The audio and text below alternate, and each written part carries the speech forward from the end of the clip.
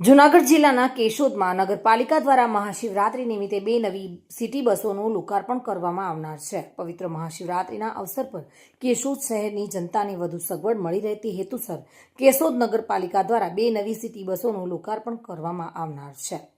મહાશિવરાત્રી દરમિયાન કેશોદમાં ભક્તોની વિશાળ સંખ્યામાં અવરજવર રહેતી હોય છે। શહેરના વિવિધ વિસ્તારોમાંથી મંદિરો અને મેળા સ્થળ સુધી સરળ અને સલામતી મુસાફરી સુનિશ્ચિત કરવા માટે આ 2 નવી સિટી બસોની શરૂઆત કરવામાં આવી રહી છે। નગરપાલિકા દ્વારા જણાવાયું છે કે શહેરના વિકાસ અને જનસુવિધા વધારવા માટે સતત પ્રયાસો હાથ ધરવામાં આવી રહ્યા છે। મહાશિવરાત્રીના પાવન અવસરે શરૂ થતી આ સેવા શહેરવાસીઓ માટે આશીર્વાદરૂપ સાબિત થશે।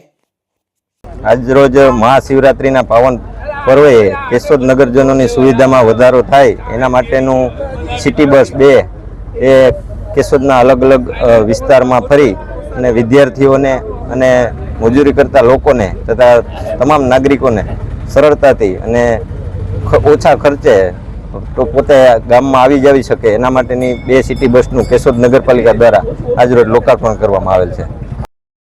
મધુર રાવલિયા સાથે bureau report, today Gujarati news.